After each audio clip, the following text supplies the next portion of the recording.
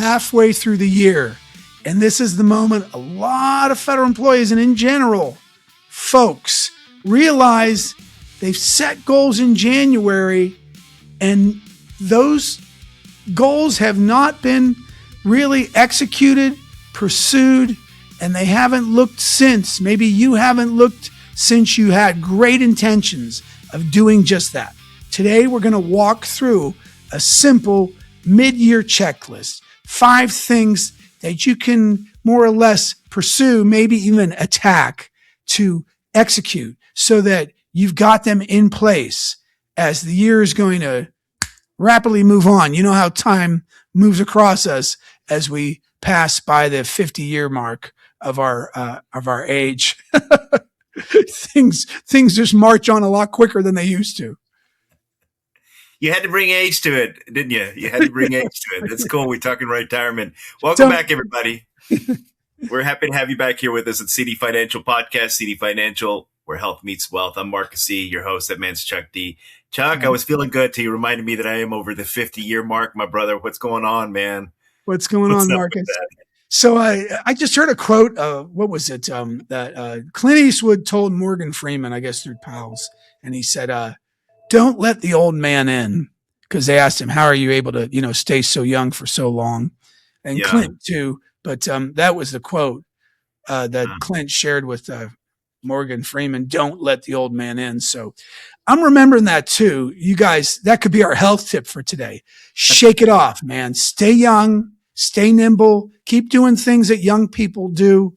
I still snowboard. Marcus still drinks whiskey. So there you go. Typically not while we're filming, to be clear. That's an evening thing. It's an evening thing. Yeah, I think Dick Van Dyke said something very similar. That guy's 100? I don't know. He's like 190 now, and he's still spry and moving around. So it is a lot of mental things. As you age, right? We all age. That's inevitable, but we don't have to get old. Getting old is a mindset, I believe. And Clint Eastwood's a great example. Dick Van Dyke, you got these guys still high 90s, right? 100, still working, still doing stuff. So that's what we hope for all of you out there that in your 90s and 100s, we're still rocking and rolling, man. So there's an underlying current when he says high 90s. He's talking about high rye whiskey. I told you this guy. You can't get him off of that. Yeah. Hey, let's talk about these. Marcus, let's talk about this, right? About the halfway through the year and what do you got to do, right? Yeah. So I think we can break this down. I'm going to hit you up with some questions, but we don't want this to become, you mentioned it in the outset, right? We don't want this to become like the January New Year's resolutions where everybody's gung ho, the first week of January and in the gym. And by late February, early March, you're back at home on the couch and not getting up and hitting the gym. We don't want that with the retirement because you need to keep looking at this and we need to make sure that we're always tracking, right? That's very important. So these things can't be left to chance. Do it. All right. So let's get into the first thing. Where should someone within 5 years of retirement even start? You might want to have a good idea what your high 3 is. GRB platform maybe tells you that they've got your high 3 all dialed in. They don't always. I don't know if you knew it or not, folks, but sometimes the government makes mistakes. I know it's shocking, but if that's the case, and I hear this a lot too. I'm going to hold on, Charles, because I don't want to retire in December 31st because in January I'm going to get a step increase. And I want you to be clear about this. Most of you know this, but if you get a step increase for 1 or 2 months, 1 month out of 36 months is only 1/36th, if you can get your head around that, right? Yep. 1/36th of what's going to be affected in your high 3. So if you get a step increase, if you stay for a year under that new step increase, that will affect 1/3 of your high 3. If you stay for 3 years in that step increase, it will affect the entire 3 years. So I want you to have in mind how step increases work. So that's one thing, right? Where should you, someone, if you're within 5 years of retirement, let's say, you want to consider, okay, step increases will affect you, but only the amount of time that you stay in that for that 3-year period. Okay. COLAs too, same story, right? If you get a COLA and you work the whole year, then you get 1/3 of that COLA. Yeah, I hope that that's clear. But yeah, what about TSP as you get closer to retirement?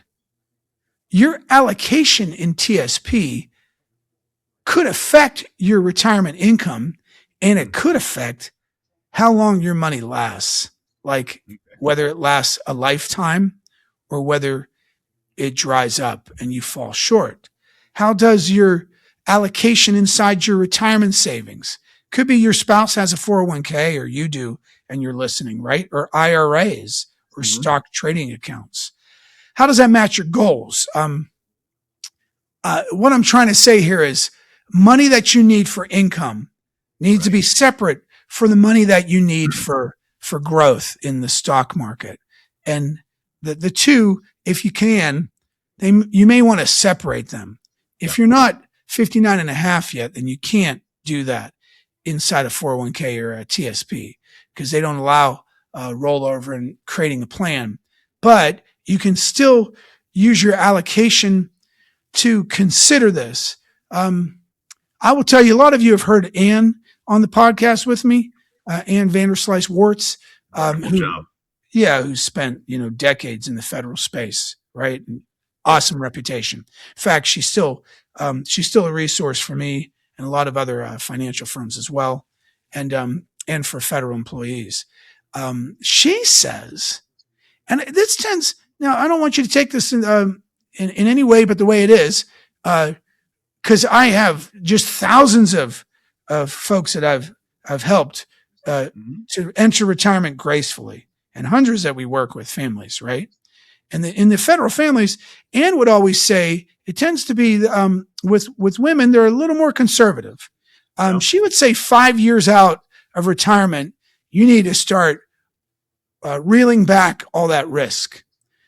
Me personally, I say 3 to 3.5 years out. But I think that tracks between men and women, and they tend to be more, they're more planners. They think more about these things, whereas men are just like gung ho and I can handle it.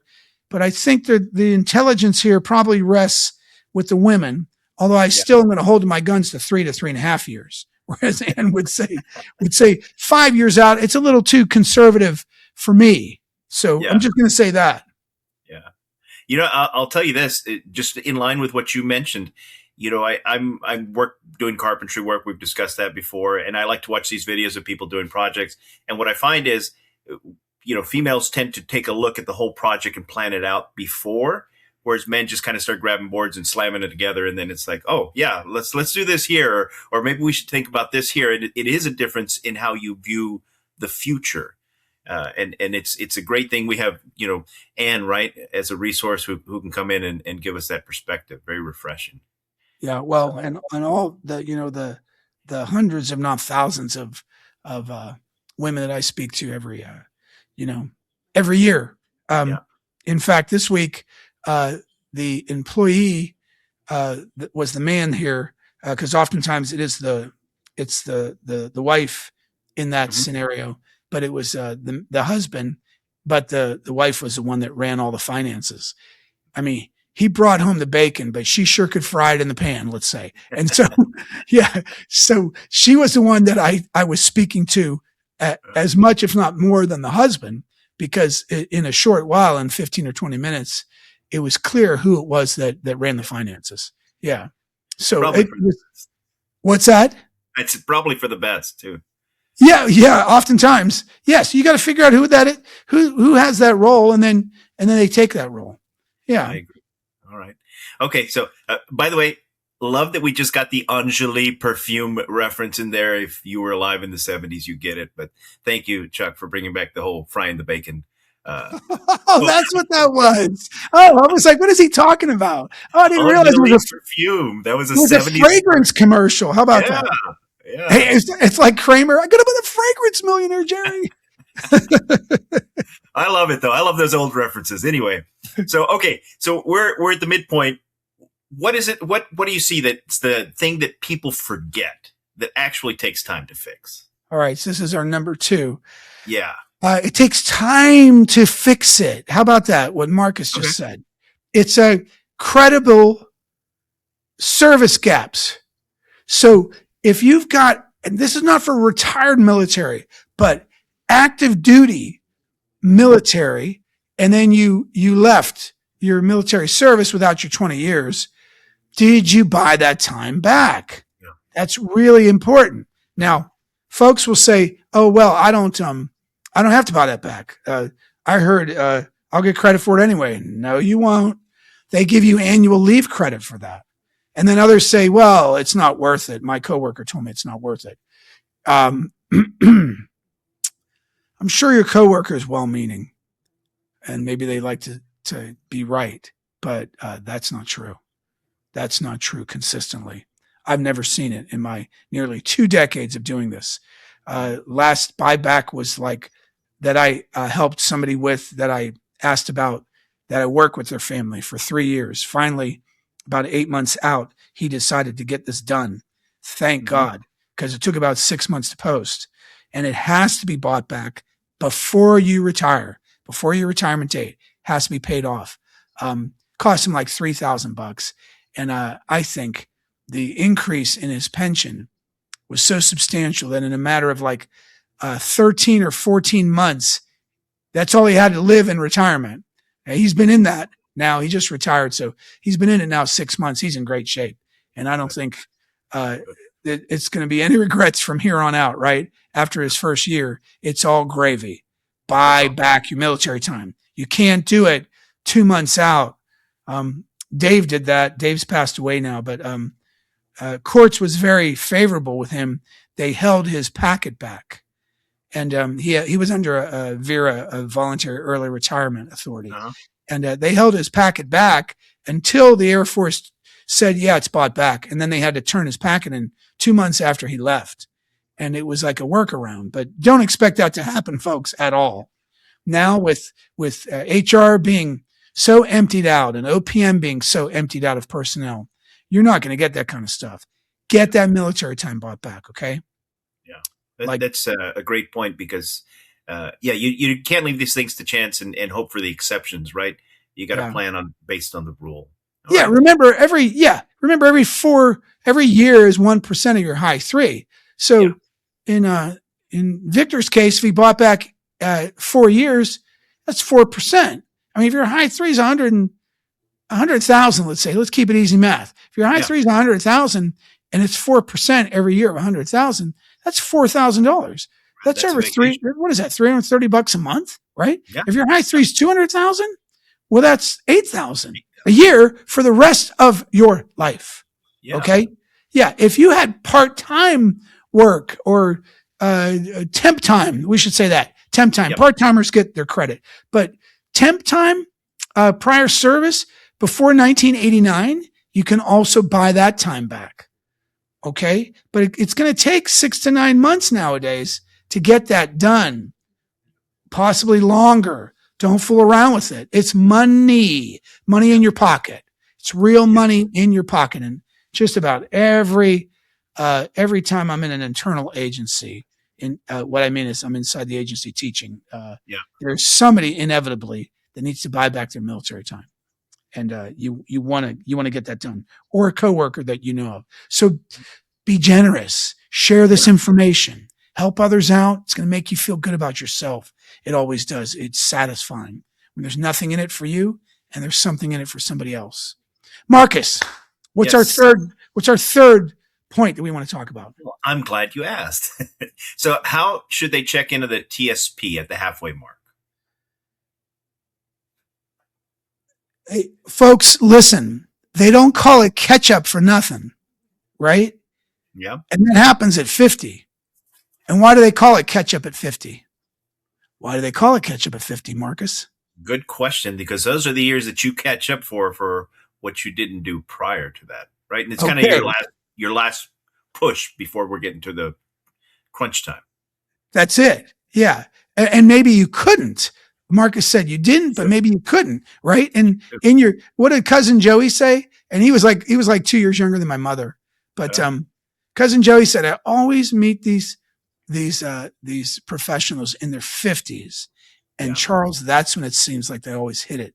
In their mid to late 50s is when they always become so successful. Well, guess what? This is the same thing at the Fed, same thing everywhere. And nowadays, even sooner than some younger people on a fast track, but you have the money. Maybe a lot of your bills are paid off and now your pay is much more substantial in this, final decade and a half, decade of retirement or working, I should say. So how should you look at your TSP at this halfway point? Get money in there. Okay. That's what I want to say. Your max funding, what is it? As we record is 24.5, but over age 50, isn't it 32.5? And then it becomes really high, right? For those who are age 60 to 63, it's become like this awesome window of opportunity, right? Yeah. So you've got your 32.5 for those who are through age 59. That's how much you could put in every year, 32,500. But guess what? There's a super catch up. So I know it sounds weird, right? Super catch up. Yeah. It's like your Superman, Superwoman. It's age 60 to 63. You can put in an extra 11,250. So your catch up now becomes 35,750. Yeah. So this is for a reason. This is not a mistake. Okay. This is something that we want you to be aware of and take advantage of. This may or may not apply to you, but you need to hear this. I met with somebody, she's 56, just this week. Okay. Sweet lady. Not aware fully of what she's doing. So we were able to actually at Department of Navy and Marines, most of the bases, by the way, the majority of the personnel are run by civilians. They're not run by military personnel at the bases, by the way. The maneuvers are done by the military, right? Yeah. Oh, yeah. Yeah. Oh, by far the majority of folks. Oh, I would say 3 out of 4 oftentimes, right? Sometimes these bases even more so. Okay. So we're not going to get into the specifics, let's say, but let's say I'm off Route 66. Okay. The famous Route 66. And she just walks in and grabs hold of me during a break. And, we looked at everything and she had, let's say she had hundreds of thousands in her bank. And she had a very modest TSP. She said, what should I do? And I said, what you should do. I said, why not get your money into the TSP? And she says, how is that better? I go, well, you have a funnel to put in the Roth in a major way. Right now, you're only putting in 5 or 8% of your pay in the TSP, but with a massive opening, right, of 32,500, and you're only putting in, let's say, $5,000 or 5% of 100,000. Well, you got all that other room to go, $27,500. And you can start pulling from your pay stub. And what you're going to do is, as your checking account that pays your bills where your paycheck went into gets depleted, just pull from your savings for a while here. I want you to do this for a while because that 200,000 is going to, what do you need? 50 grand for emergency money. We talked about, hey, do you have any, major expenses, automobile, remodeling the house? Nothing. No, everything's great. Well, you got to use this money. You got to use this money to help you because that money's going to grow tax-free the rest of your life. Yeah. If you have a spouse and you die before them, the rest of their lives. And I want my kids to inherit this. What? Well, if you want your kids to inherit it, let them inherit every dollar. What do you mean? Well, if you pass away and they're working and they're in let's say they're in a 25% federal or 22, 25 doesn't exist, but may very well exist very soon. Let's say they're in a 22% tax bracket federally. Let's just say with state and federal, it's 30%. So for every 100,000 your kid inherits, they're only going to inherit 70,000. because government's coming in and taking this. So get your money in. If you intended to get more money into the TSP, then get it to happen. Look, it's super simple. Yeah, you could call Employee Benefits Hotline if you're a naval or marine employee, civilian, and it's awesome. You can just tell them to do it. But go to GRB platform and change that, right? For any federal agency, go to your or my pay, right? Go to it. That covers, I don't know, 80, 90% of the federal employees. It's not called catch up for nothing. Go and make that happen and pull it from your pay every 2 weeks. If it happens automatically, a lot of times you're not going to miss it. Okay. And maybe you're not going to do the full boat, the 32,500 or the whatever it was, 35,750, but increase it. Increase it. Now's the time to be serious, right? I have folks telling me, well, shouldn't I fund maybe I can do my own Roth IRA right now. And I go, yeah, you could, but why not use the low cost, very simple way of creating more money for you in retirement? Get that done. If that's what your goal was and you realize you don't have enough money in retirement savings, then for any 401k or TSP or 403b, 457s, what is that? ESOP, employee stock ownership plan, whatever, get the money in there. That's what it means when you say pay yourself first. You've heard that expression before, right? Absolutely. Absolutely. Yeah. Yes. And listeners, I know you have too. Pay yourself first. Get it automatically set up and done. If you do it automatically, it's going to happen for you. You're going to be so happy. There was a gentleman, let's call him Joe, okay? Joe was in training this week. And Joe talked to me at break. And then I said, you got to tell this story, Joe. And Joe said, I met Charles 7 years ago. And through the counseling he gave me, right, between the allocation inside my TSP and the tax treatment of my contributions and the amount that I could put in there, he goes, wow, have things mushroomed, right? Awesome. Now, I talked to Joe, to be clear, one-on-one, okay? But he was very pleased with the end result. And I love those stories because I don't always hear them. But he had taken the training that many years prior, and he came up to me and told me what had happened. And I was like, tickled pink, man.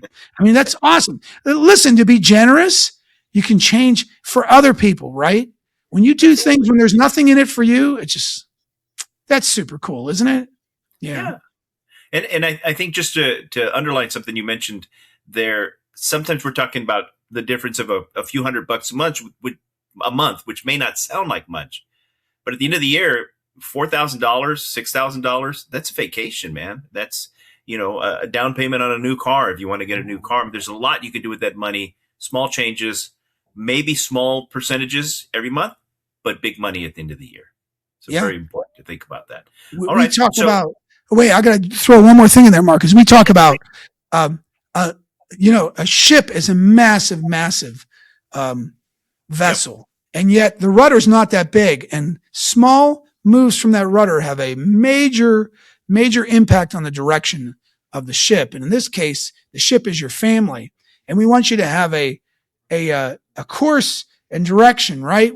We call our written retirement income plans a chartered retirement course. You can see the logo in the back with you may or may not be able to see that, but the whale's tail, right? It's there. Yeah, I got to move the camera to show you that with the wave and the navigational lines. We want you to know exactly where you're headed in retirement. Well, these little incremental moves will put your heading right on course. So we talk about, if you can't afford a whole lot, couldn't you afford 1% at the beginning of every year into Roth, TSP, or 401k? Just 1% of your pay. Oh, and then the next year, another percentage. Well, some folks will say, well, Charles, I can handle 3%, 5% right now. Well, then do it. But don't forget, when the new year happens, tack on another percentage point, at least 1%. And you'll be amazed at the momentum you'll catch. All right, now hit it, Marcus. Okay, very good. Well, you mentioned family several times in that last portion, so let's keep talking about family. What's the conversation couples keep putting off?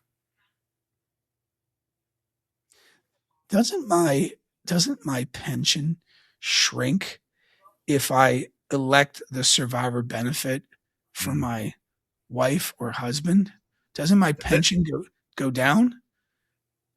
Yes, it does shrink for a good reason. Okay. Because you may have a really substantial portion of the retirement income hinged on you. And if you're dead, if you pass away before your spouse, they could be in a world of hurt. Yeah. It could be really impactful financially on them. They may have to sell the house that you have and change their lifestyle drastically. And maybe you think there's other solutions, and maybe there is, but maybe you need to have that conversation way ahead of when it's time to sign the paperwork, and they have to sit in front of a notary and get it stamped that they're not getting 100% survivor benefit from you, which means 100%, by the way, means 50%. If you got a $3,000 pension, they're going to get $1,500 if you pass away before them. And so that's the most you can get. That's not that. Let me tell you something. CalPERS and other like Lacera and all kinds of pensions, para in Colorado, you can get like 65% for your spouse, sometimes 75%. And in this case, you can only get 50%. But once it's signed, man, it's going to be etched in stone. You're going to have a small window to change. And I don't know how you're going to get that window to open with nobody seemingly available to help you pull your paperwork if you did it incorrectly and you're on the other side of your retirement date. Yeah. Yep. And so I think it might be 60 days is it. It's over. So it's a one and done. Okay. Just see it that way. Your survivor benefit election's one and done. Have you looked? Have you put things down in writing? I already mentioned this, the written retirement income plan. Ours is a CRC, charted retirement course. Do you have it charted out? And is it a course? And is it something you've both agreed on? Because if not, man, things change drastically. We've had a lot of things happen in the last couple of years, right? Mostly widows that we look after now, but we've planned for it. And we've got a plan in place, and it's never easy. But imagine the financial strain coupled with all the other changes when your spouse passes away. That's not easy. So have a very open, transparent, realistic, frank, realistic conversation, and you'll be so much more happy about it, right? And have it up front. Have it up front. Otherwise, there's that bold letters that says, hey, do you know your spouse is going to take advantage of you if you don't elect, right? Do you know that they can't keep the federal health insurance if they don't get at least some survivor benefit? And it's in bold print. They have to read that, and the notary will making them read it, and then they have to sign it and stamp it. Definitely not a conversation you need to be putting off. I don't know if you've heard the expression, eat the elephant first. Or how do you eat an elephant? No, not how do you eat an elephant. Eat the elephant first. Something similar, but it's doing the hard things first. Oh, no kidding. Hard things, because everything else gets easier. You eat the elephant first. The rest of the day is pretty easy. Have these tough conversations. They are tough to have sometimes. You're facing end of life decision making, and it is tough. Don't put it off. Get it done. Absolutely. Yes. All right. Yeah. All right. So then, last thing. Is there a non-financial piece that most people miss? The non-financial piece is what is your day-to-day activities look like in retirement? What are you retiring to? What does your life become without your employment? What's going to fill your time? What are you going to pursue? How are you going to be giving to others?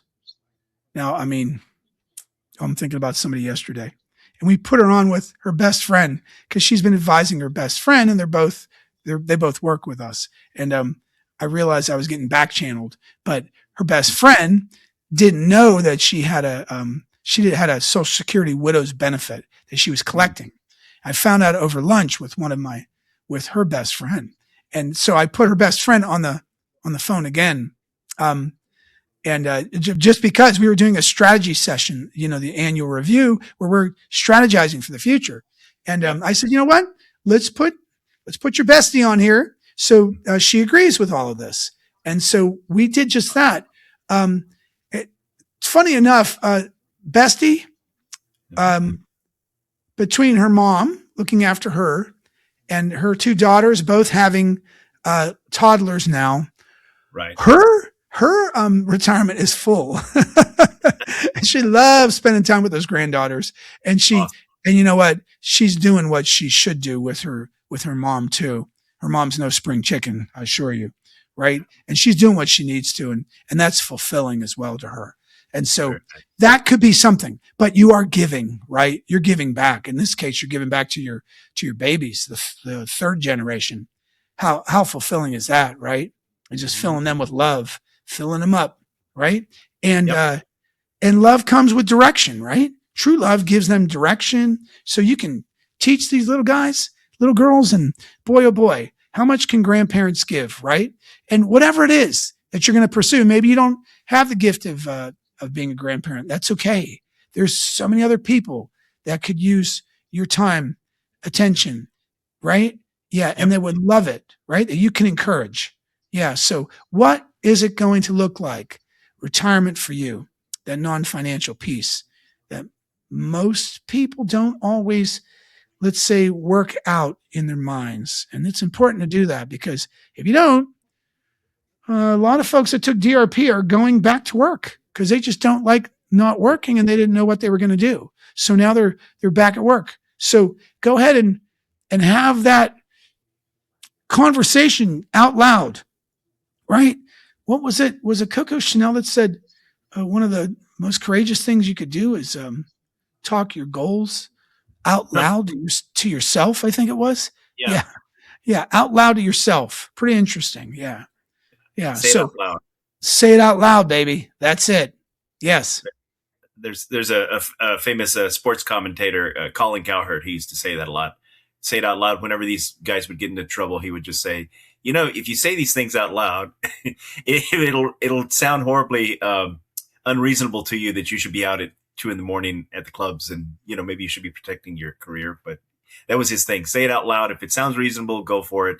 If it doesn't, you've heard it. You've heard yourself say it, and actually, there you go. Makes an impact. Yeah. So, folks, we've talked about having a written retirement income plan. What I want you to do here now is click on the right, and you can go to a link to the podcast that we did, the Written Retirement Income Plan, our chartered retirement course. You're going to get so much benefit from that. Thank you for attending today. Marcus, thank you for hosting this. And don't forget to subscribe as well, okay? Yep, and share those videos. Charles mentioned that earlier. Share those videos. We never know who this is going to help, and we want to help all our friends out there. So thank you very much for everything you do.